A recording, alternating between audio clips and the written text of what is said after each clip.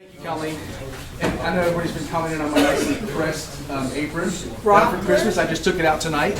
Hey, it was a Christmas present. Okay. So I am going to talk about different types of resin, different things you can do with resin. Like Ken was talking about earlier, how resins can mix. This was one of the ones that it was actually this color green and white. But to Ken's point, if you mix them too soon, there's still that real liquidy element to them. So you have to let them set up and harden a little bit if you want the definite distinctive white and green ribbons. Kind of like this. How it's got different colors in it. So this one, I was like, I just wanted to get it poured, be done with it. And this is actually Japanese pine cones. They're really small, dense. Good example of Colleen was earlier talking about her punky bowl that she did with her inlay. Same thing with this one. This one's really punky. You have got a nice little epoxy bottom. Then a blowout. I was done. I just was finished. I'm like, I got one little bump in it. Just took the scraper and went, and it went poof. So I was like, do I throw it away or do I try to fix it? So I just sealed the bottom off, just put the same color resin right on the bottom. And then just resealed it, refinished it, and then I have a laser engraver that I'll put my logo on, like a little medallion on the bottom. Another thing you can do with wood, I was at like Hobby Lobby or something with my wife, and in the wood section they had a whole bunch of different shapes. Where's a good camera? On this one. Oh, you got me back there, don't you? Underneath. So this one's got some cylinders. These were just regular circles. These were cones. And then these were small, half-inch little wooden blocks. This kind of brought something to my attention that you really have to pay attention to. And I know somebody in this room sitting in the back in a blue shirt, not going to call any names, had the same issue with. So different woods will soak up epoxy differently. So if we go back into here, on the side, here's a little good one there. It's that wood soaks up a lot more than the cherry ones. So just keep in mind when you're pouring epoxy, make sure you if the wood's real punky, it's going to absorb more. If it's real dense wood, it won't absorb as much. Will you do me a favor? These three back over there for me? Does that make a difference with drying of the epoxy, or do you have to do anything special, or do you have to pour more? Why would that make a difference if you're pouring the epoxy over everything? Yes, it's going to, what effect does a punky piece versus a non-punky piece? So, example, so if you're pouring your epoxy to a certain level, and I'm going to go through kind of how I pour the epoxy and all that stuff. If let's say your piece is only 3 inches tall, and if you put 3 inches of epoxy in there and the wood's real punky, you might only end up at the end with 1.5 inches of epoxy actually showing because the wood absorbed all the rest of it. So if it's real dense wood, you want to make sure no matter what wood it is, you want to over pour, because there's a formula to be able to over pour it so that way when it does soak it in, you can still see all of the wood is completely covered. Does that make sense? Yes. So a couple things that are different with epoxy. Yes? Can you, like, polyacrylic spray the wood before you pour the epoxy? You can. To prevent You can. Sanding seal will do, like if I do like charcuterie boards or cutting boards, like most charcuterie boards, I'll seal the wood so that way it doesn't absorb into the wood. Because I put everything in a pressure pot, I really don't worry about sealing it. I like it, most of the stuff I don't care if I like it when it absorbs into the wood because it gives it different. As you cut it, especially if you got the one over there that was broken up. I don't know who did it, but you can take that same bowl, put it in the fig one, put it in epoxy, and then now when you go to turn it, you'll have those ribbons where the bowl cracked, now filled with epoxy. So I like it how it kind of gives it its own unique look as the wood absorbs it. When working with epoxy, a necessity is a good respirator or air filter. So you'll notice when I start doing this, Wood has a nice, it gives off shape, plenty of shavings and stuff, but this, when you're turning epoxy, it almost comes up like a powder. I mean, you'll have white powder everywhere. So I always use some type of really good, filtering system. What do you recommend? This is just a Harbor Freight N95 dual-sided mask. I'm going to use this one tonight because I'm not doing a whole lot of epoxy. You'll still be able to hear me with this. So there's different types of epoxies out here. This is one that I buy out of Waldo from a place called Tom's Cypress. Oh, I know that. I can get 4 gallons of epoxy for $200, which if you go anywhere and you know anything about epoxy, epoxy is not cheap. I found that this is, out of everything I've done the last couple of years, I've used this and had no issues. Something to think about when you're pouring epoxy, if you're doing a lot of it, it can heat up really quick, and that's how you get a lot of fractal cracks in your pieces, which means it heated up a lot quicker than anticipated, and your epoxy will actually crack throughout the whole piece. The piece I brought in last month had a lot of cracking in it, so what I've done is if that happens, let's say I'm pouring a pink bowl and it cracks, I'll take another color that I think is going to complement that piece, mix up epoxy, and then pour back over the top and let that epoxy fill down into the cracks. The other thing with working with epoxy is using a pressure pot.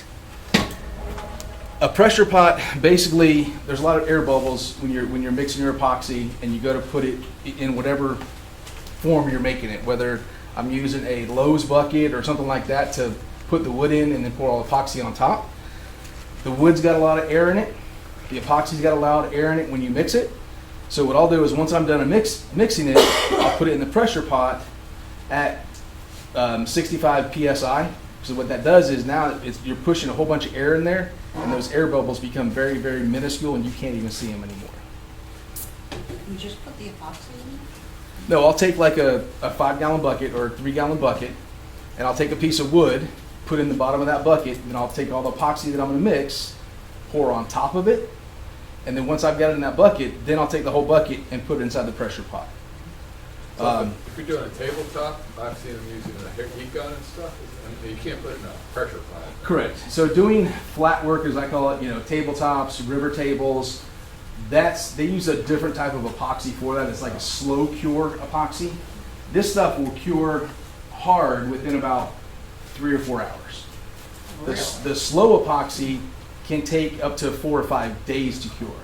So when you pour like a big pour, you don't get any exothermal reaction to it, or? I do, and when I do, I'll take that same piece, once I demold it and be like, oh, it's got a whole bunch of heat fractures in it, I will then take the same epoxy, mix up whatever color is going to be complementary to that piece, or the same color, and pour back over top of it, put it back in the pressure pot, and that way it pushes all that new epoxy into the cracks. A lot of people like that look. It's like something a little bit different, like lightning bolts through the pieces. But you know, if you want a solid piece, you just do multiple level pours. You can. Out of all the ones I've done, there's been times where I've tried to make it crack, won't happen. There's times I'm like, oh, I'm not using a lot of epoxy, and it comes out, I'm just like, pieces everywhere. There's a fine line when it comes to mixing epoxy. So whatever epoxy you buy, make sure you read the directions on, how to mix it. If it's a 2-part epoxy, like, this is a hardener and just regular epoxy, it's a 1-to-1 ratio. Some of them are 2-to-1, some of them are 3-to-1. So whatever epoxy you get, do a couple test batches first to make sure you understand, you mix it at the right temperature. Some of them actually have an ideal peak temperature before they say to pour it over whatever you're going to pour it into. Any other questions? Do you have any issues with the wood trying to float in the epoxy? That's a great question. We were just having that conversation. We can. Yes, your wood will float. So what I always do is I always use a hot glue gun, and I'll glue it down to the bottom of the bucket that I'm utilizing. And I've also, like the one I'm working on now, I've got like a chunk in the bottom, and I'll hot glue chunks along the side as well, because I want that wood to be throughout the whole piece. So I would definitely glue it down as you go. Yes, sir. You said the pressure in the pressure pot, you said 65 pounds, is that critical pressure, or is it? There's other pressure pots. Like I said, this is an 80-gallon pressure pot, so I could go up to, 80 PSI, so I could go up to that, but I don't. 65 is about what I do it at. There's some smaller pressure pots from like Harbor Freight at 40, 45. You want to try to at least get it to 45. But it's I keep them in the pressure pot for 24 hours. No matter what, I'll pour it one night and I won't even try to demold it until 24 hours later. It's cured before then, but I always like to, it has happened once I took it out a little bit too early and I went back to it, I'm like, that wasn't cracked before like that. So it just happens. The other thing is obviously face shields are a necessity. So now I'm going to talk about the two different types of tools. Can you see that? Yes. All right. So this is what they call a negative rake tool. So I don't know if you can see the end of this is like canted down. This is just a regular carbide tip. You put them side by side. So this, I do not recommend any kind of carbide tips to do epoxy with at all. Can you use a traditional bowl gout or something like that? Yes, but you still have a lot of tear outs with that. So everything I always do is on this negative rake. And you can see the bevel kind of there at the very tip, right here, how it angles down. That's what I would definitely recommend is all negative rake tools. And this is the same tool I could put a regular carbide on, and I just buy the negative rake tips to change them out. So how many of you guys have worked with epoxy before more than just, once? A couple? What is the biggest thing you've had issues with that you've, just had issues with? The thinness and it going through the bottom of your mold when you make your own mold. When you make your own mold, that definitely happens. Yeah. Tyvek's tape works, but that silver duct tape that you get at Home Depot Mhm. is better. Yep. And seal the edge of it, rub it with some kind of tool, don't just put it on with the finger. Mhm. So if you make your own molds, you definitely want to use the Tyvek tape because it just helps release that the mold from the whatever piece that you're utilizing, and definitely seal the outside edges. You can make your own. People do them all the time. You can also buy molds like this. I keep a couple of these laying around. You'll see here different layers in this one. So I have this same thing, but it's a 3x3x6. So any of my leftover pours, if I pour too much, then I just dump it in that one, dump it in that one, dump it in that one. Then over a couple months, I'll have enough where I can then cut them up and turn them into a bottle stopper blank. And then one of the other things I like to do, these are little circular molds. These are really cool if you want to, like a starry type of effect in some of your bowls. Like one of the ones I brought a couple months ago had like a midnight sky, and I use these to fill in along the edge of the piece that I'm utilizing. Who else had a question? Yeah, one of the things for me, I've used a number of different kinds of epoxy, last aluminum white probably as much as anything. But I'll do something and everything will be fine. I'll do it again and it'll be fine. And the third time, I'll put those two together and it foams. It just comes right out of the cup all over everything. I've had that happen to me maybe 4 or 5 times. So And the temperature is not the issue. So I just don't understand why it foams. And that's in the cup. It's not in the wood. It's aluminum. I have a lot of that. Aluminite has a 1-year shelf life, and that 1-year shelf life is not from the time you open it. It's from the date of manufacture. Oh, well, maybe that's it. And it'll do a couple of things. One, you'll get the foaming. Also, when you poured your nice thing and you pull it out, it's solid white. Yeah, That's age. yeah, okay. The other thing that was a real lesson to me, I also use some polyester.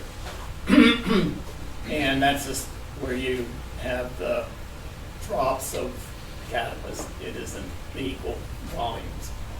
And the thing I found out about that is it shrinks a lot more than the epoxy does. And so you have to take shrinkage into account. Correct. Somebody asked me earlier, is working with epoxy, is it kind of the same learning curve as wood? To me, I still learn something new every time I use this stuff. I could, like you said, I could do the same thing I did a week ago and it worked out great, but it was a little colder outside than it was last time I did it. Or I mixed it, didn't mix it the extra 2 minutes this time that I did last time. So that's why I always say, do a couple test pieces first. But to your point about the coloring, right? So all the epoxy that I know of over time will kind of yellow. It's just how it is. So that's one of the reasons I like all my stuff now, and this was a learning curve, made a couple that I just used clear or I tried to use like a white. And after about 8 months, the white kind of turned yellow just because over time it's going to cure. So that's why I always use what they call micro powder. There's so many different types of pigments you can utilize to color your epoxy. There's mica powder, which is just flakes, and it kind of looks metallic inside once you're done. There's alcohol inks. There's I know Ken's got a channel with eye candy. He gets a discount on eye candy. So eye candy they have a paste, which actually that black bowl, whoever it is, that was done with the paste. And I really got it because I wanted the blackest black I could get, and that's the only place I found it, and it works out really well. So there's a lot of different ways you can color. You can even use eye makeup, mascara types, not mascara, but what is it? Eyeshadow. Yeah, thank you. I'm like, I don't know what it's called. But that's what you can utilize. That's kind of how I first started. I wanted to go cheap, buy some cheap stuff, Now granted, I paid for it. I mean, it was cheap, but it got a cheaper product. So now I'll use like eye candy or the mica powder they kind of have out here. Just makes so much better results than going cheap.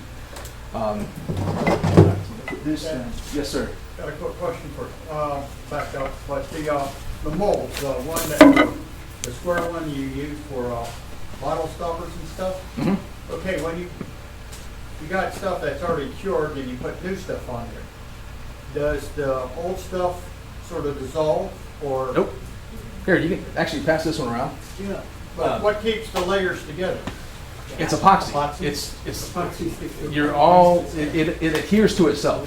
Okay. You don't sand between the layers? Nope, never have. And I've done a lot just like that. I suppose that we got dust and we're looking at this. So this square just weeks of different epoxy? Yes. So this one probably has, if you maybe count the layers, there's probably 15 or 20 layers in there. You can, in between, if you want to scuff it up, you can. It'll help it adhere better, but I've never, out of the 2 years doing it, I've never scuffed it up in between pours. I'll just pour right on top of it. Never had an issue of it delaminating. Okay. Take that back. There's one time that I have. So, this is called mold release. Ken's already know where I'm going. So, blue and red, right? So when I poured this, I poured all the blue first. I actually had it sitting next to that other thing there that I was pouring that in. Before I started the new batch, I sprayed this mold release. Happened to go, like I said, right next to this one. So that mold release got onto here. And that's the only time I've ever had some delamination is because I contaminated it with mold release. Okay. So that's why I'm not going to turn this one. I just brought this as an example for that reason. That piece will peel apart. I was gonna take and make ribbons with epoxy on a flat piece, Mm-hmm. and then take them and heat them and bend them and put them in my mold, and then pour epoxy on top of it. Well, I put mold release down so the ribbons would come up off the board that I was pouring on. Uh-huh. And then when I started turning it, it went into probably less than 1 million pieces, but a whole bunch. Because it still was on the bottom of that, Yep. and then when you put the other mold to it, Get mold release. yeah, Right. I love it for that reason, because you can see these cylinders look pretty rough, right?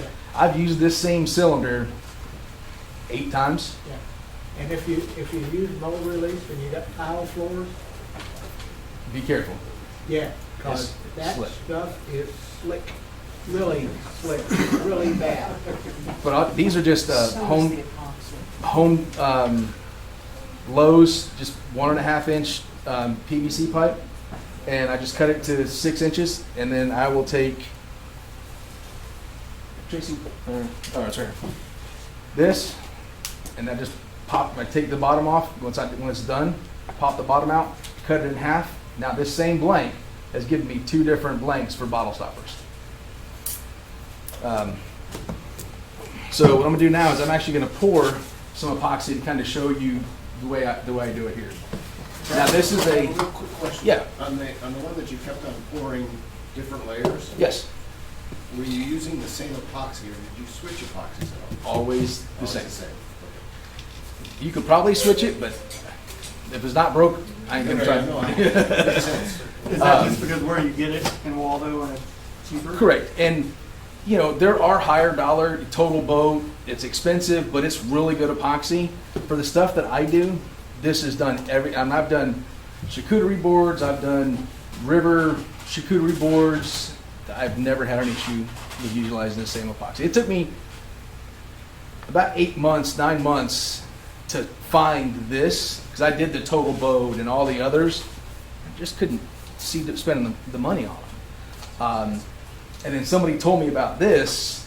I got some, and I haven't looked back since. What did you say the name of that is? It's called Tom's Cypress. Their phone number is 352-468-2357. And it's Tom's Cypress, and they have a website. I think it's tomcypress.com. So you said it's in Waldo? Correct, it's in Waldo. Right on 301 before you take that right to go into Gainesville. This is where it's camera. Oh, there we go. There you go. Okay. So, like I said, yes. I'm sorry, how deep have you poured that without issues? So the heat, Yeah, about like that. I had it up to 10 inches. So that kind of epoxy would make like a river table? You can. So the reason I can pour that deep and not have any issues because I use a pressure pot. Now you can still crack in a pressure pot, which has happened more times than I can count. But then at that point, I just take the same epoxy, mix it up the same way, or mix a completely different color.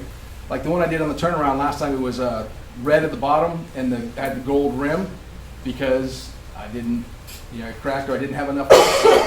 So that's the great thing I love about working with the epoxy is, let's say that you pour it, you got this great piece you're looking at, pour it, and you come up 2 inches shy because the punky wood absorbs so much of the epoxy. Take another color that you like, put it on top of it. When you pour epoxy on top of epoxy, even if there's no color to it, if you're off just there can be a difference in scale. So you might have a line. Think about like a thermal line. So that's why if I under pour or something cracks, I'll go with a color that's completely different than what I have, just as an accent. so on flat work, like charcuterie board, how deep could you pour? Inch, 2 inch? I've poured 1.5 inches. Okay. But with that, you definitely have to have a heat gun, something like that you're constantly taking those bubbles out. So yeah, it's stuff or different stuff? same stuff. Different stuff? Yeah. But if you are going to do a charcuterie board and you want it to be like that, then they recommend 1/2 inch at a time. Just because if it starts curing before all the bubbles release, you're going to have bubbles in your work. That's why, and a lot of people use slow curing epoxy for that reason, for the river tables.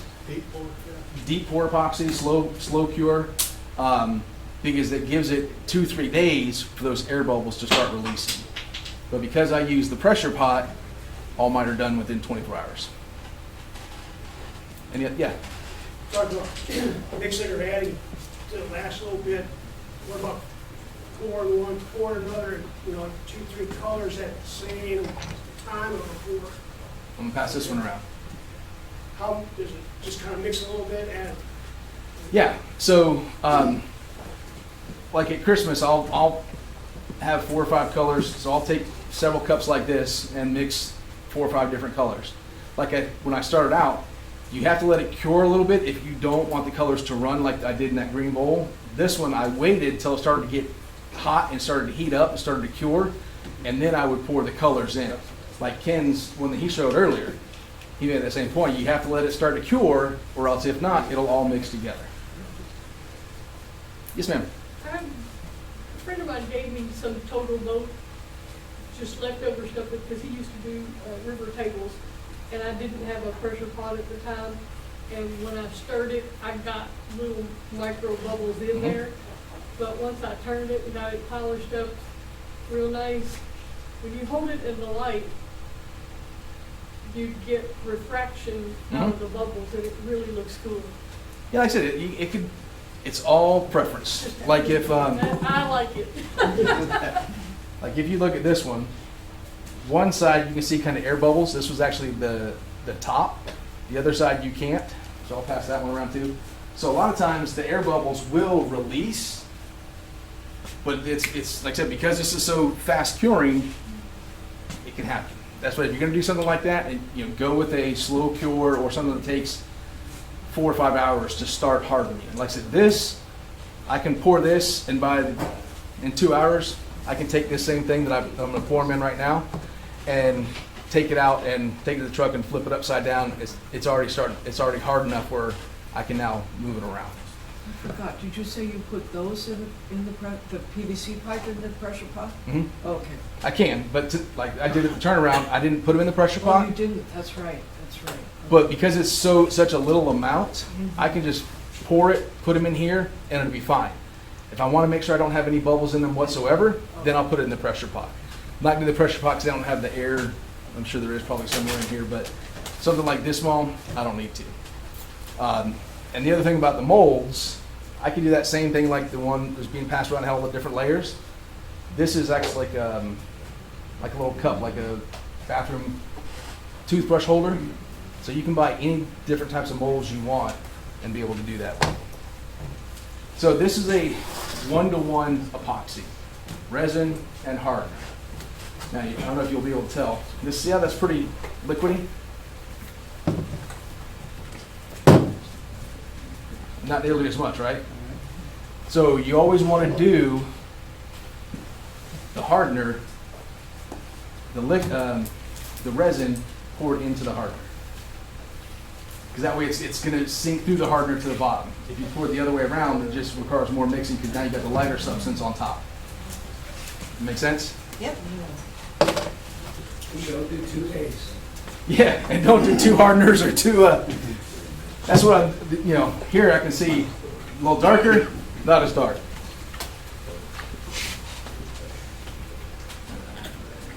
Miss this out of the jug.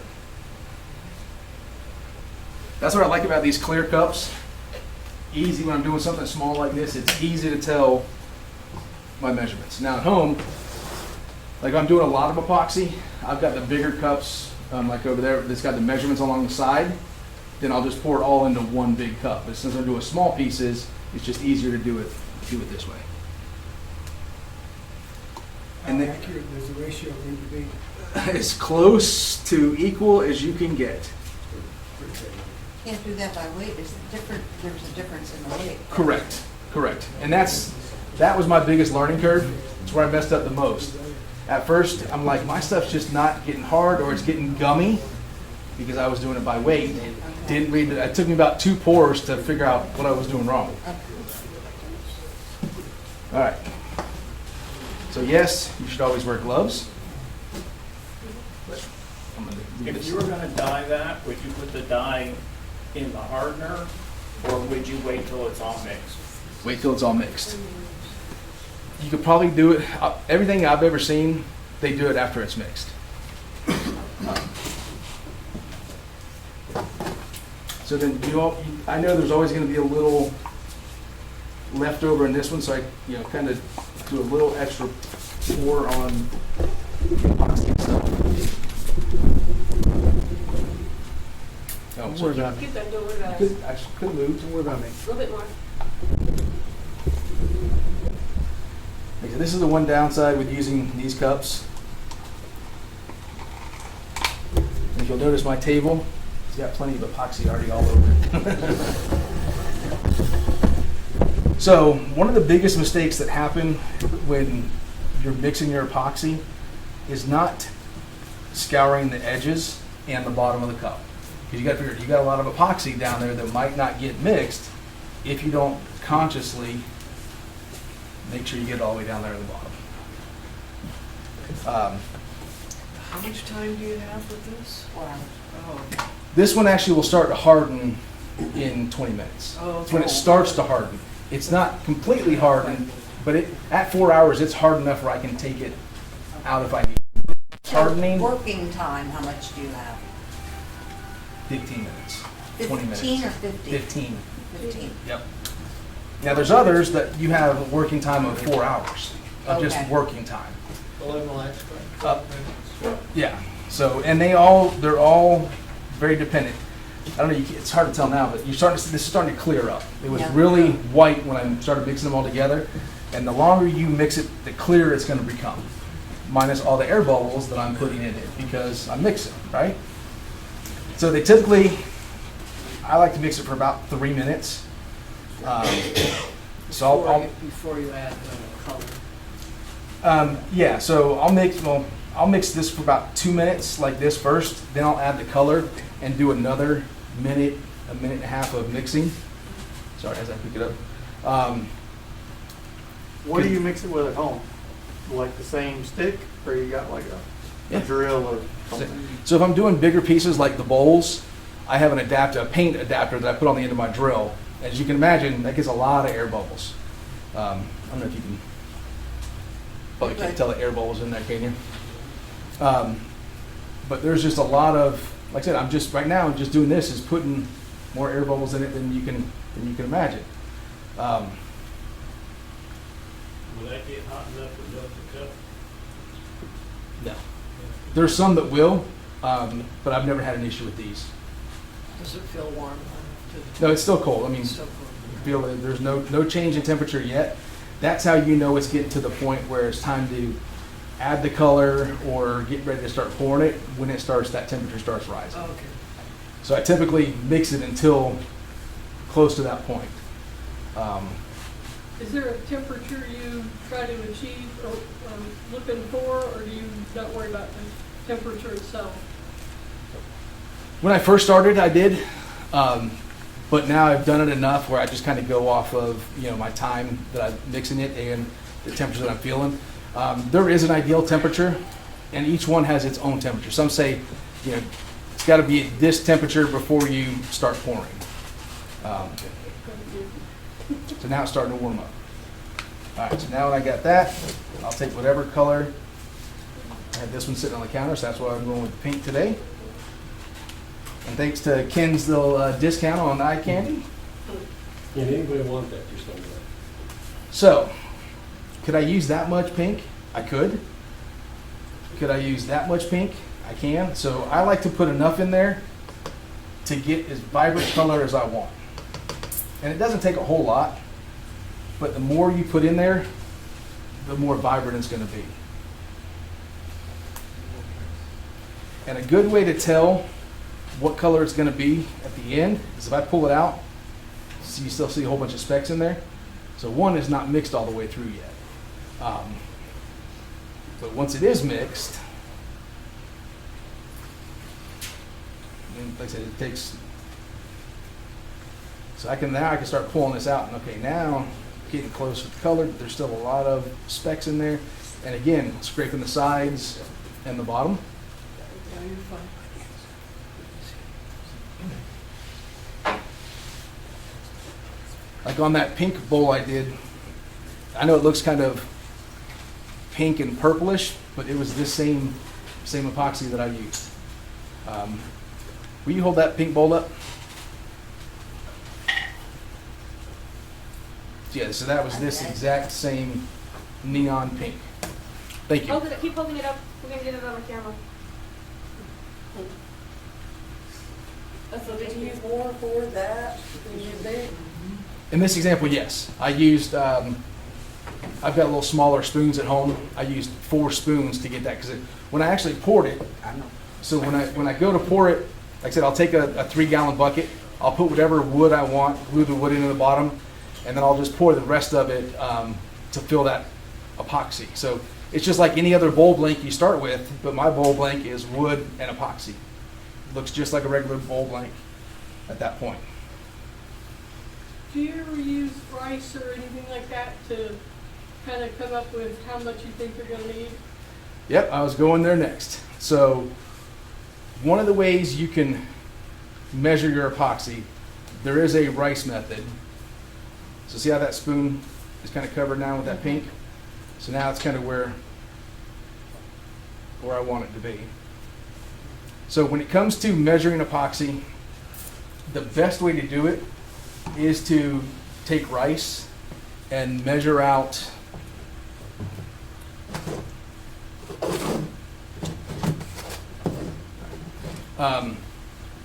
take your piece, you got the piece glued down the bottom of the wood, take just regular long grain rice, I buy it from the dollar store, and then fill that up to where the level that you want your epoxy to be.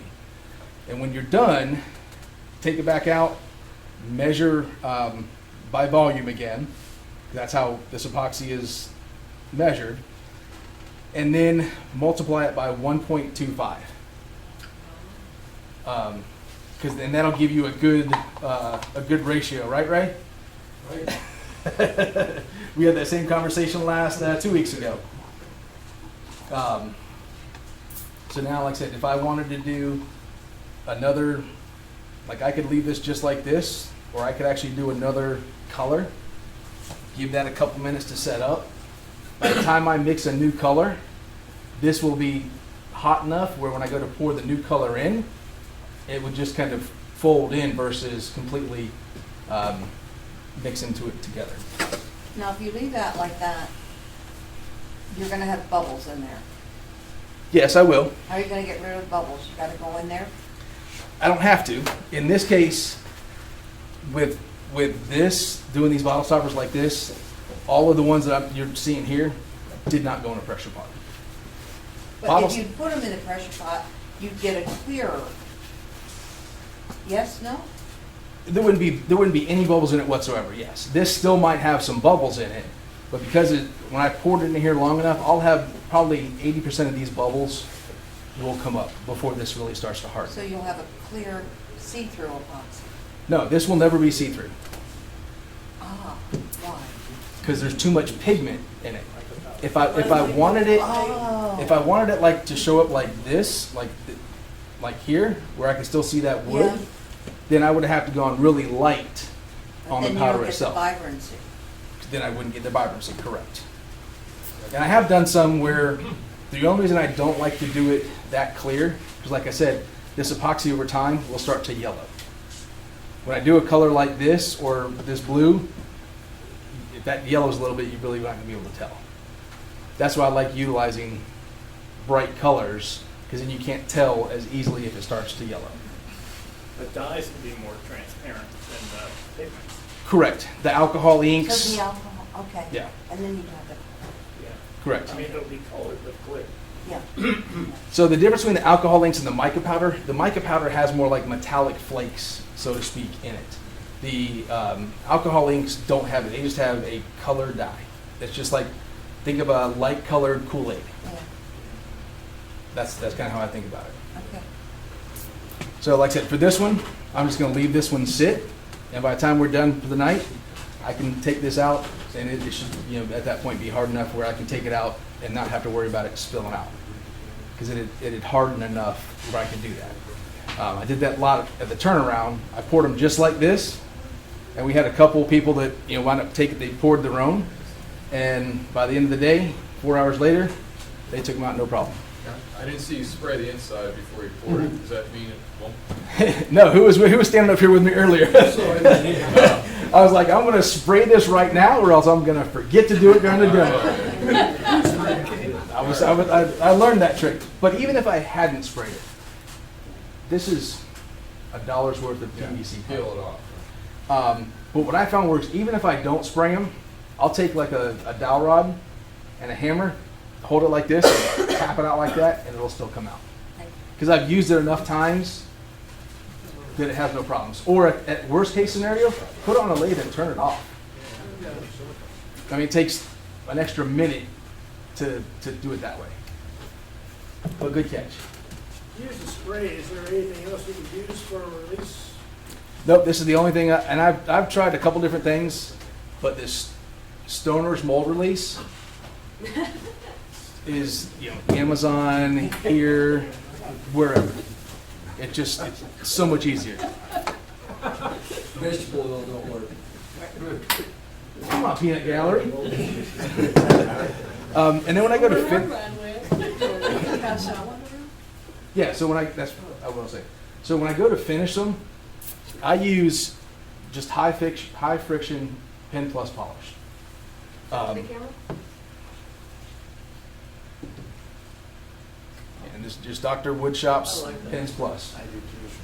Now, if there's, I don't have my wood ones with me, but if I'm using, if I have to do all wood, I can still use this same polish on those. I'll use this on epoxy wood matchups, just regular wood, doesn't matter. When you do wood, do you use CA to seal it first?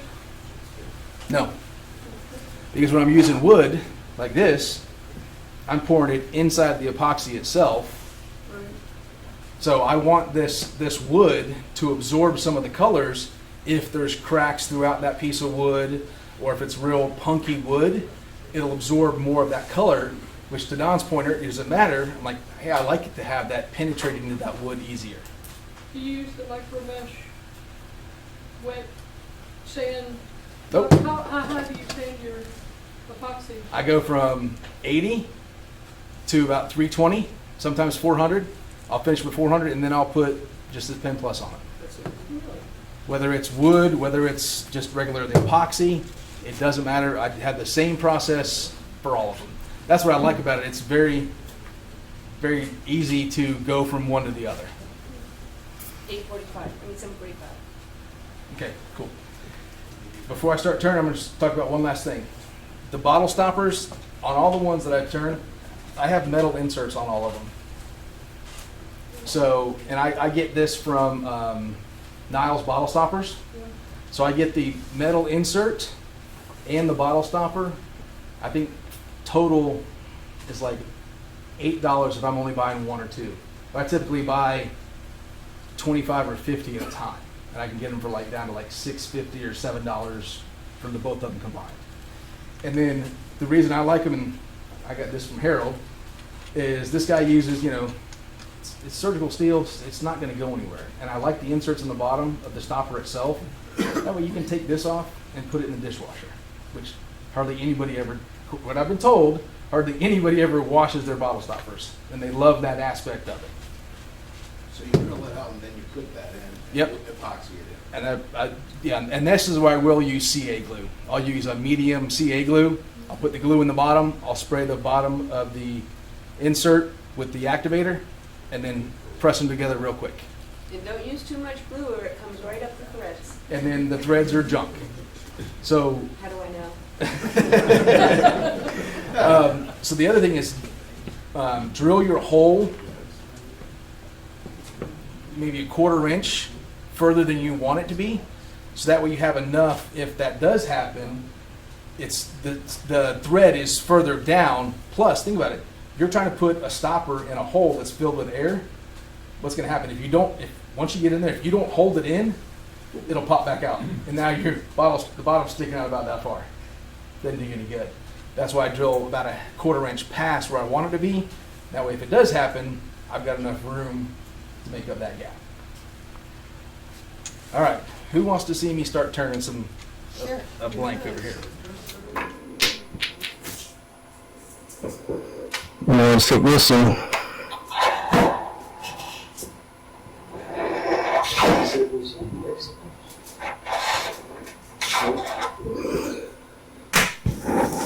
Oh, that's really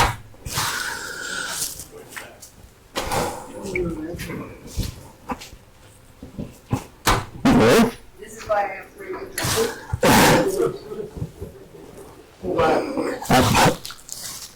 I'm pulling back. A mallet helps. Yeah, you were tight. Well, I tried to go forward, back again. I was going backwards the first time. Okay. About the direction we're staying about that. So you don't use a conventional carding, but I would. Oh, that, Yeah, the pointy one. Yeah. Oh, you, okay. Yep. So you see that little bit of knob here? Yeah.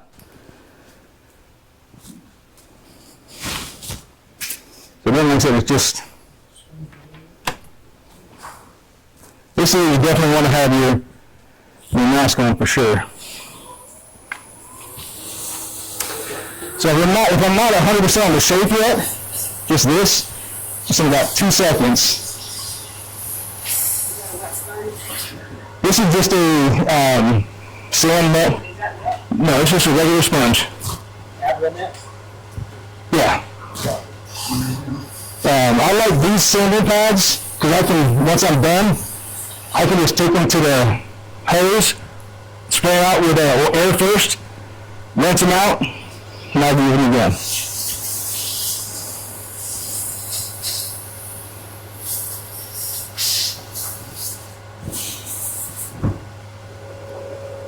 How many coats of that, the pen stuff do you put on it? It just depends on how glossy I want to try to get it. How do you apply that? With spinning and with baby towel? Yep, I'll show you. Okay.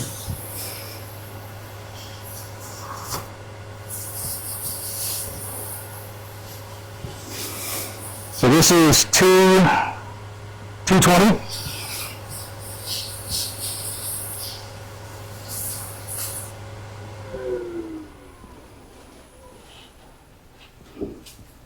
Looks pretty good. And then I was going to 400. The only reason I put the sponge on there is just to keep the heat from burning my fingers up. I've never thought about wet burn it. It's not a bad idea though. Cleans up the slurry.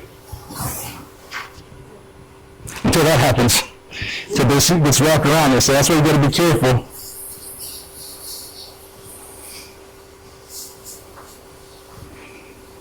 Alright, so when you're good there, so what I'll do first is I don't have any with me, but I got some water right here. I'll take some denatured alcohol and put on here.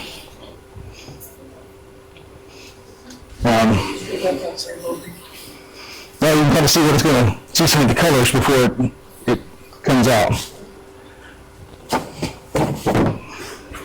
And then just dry it off real quick.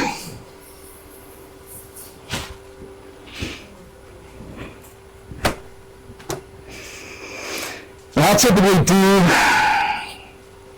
about four coats of this. But the first coat I'll definitely slow it way down. Just go around, it'll sling it everywhere if you don't. And you don't do it with sandpaper, you never use 400 or anything like that? Nope.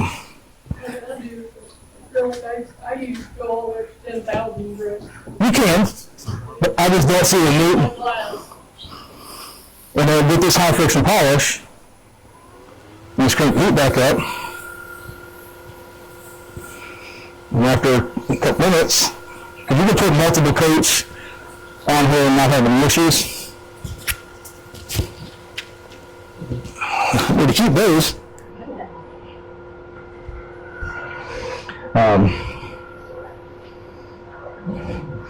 yeah, on these, because there's something that people are going to be handling all the time, I've never done anything past 400 and using the Pins Plus. But if it's going to something that's going to be in a showroom or something like that, where I want that super high gloss, then I'll go with like a polyurethane or something like that on it. I can't hear you. It's specifically for plastics and acrylics that I use instead of Pen Plus on What's it called? acrylics. I don't know if Kraft sells it, but I can't remember. It's in a white bottle. I can't remember. Called plastic car. It's called what? Huts. Huts? Yeah. I think it is that plastic bottle. You can also use the ceramic light that you Really? use on your stove. It's the same formula and whole bunch of. It's good to know. I happen to have a bottle left. Yeah. And that's, Ceramic bottle. Like you use on glass top Glass furniture. top stove. and that's it. It's a lot Very cheaper nice. at Walmart than it is. So this was one we poured at the turnaround. It was the green and gold. You know, so that was somebody's suggestion. So I was like, all right, we'll do it, and then we'll turn it at one of the club things. It just happened to work out that I was doing tonight. So I'm like, I know which one I'm pulling out to use. So any final questions? Thank you. Thank you. Thank you very much.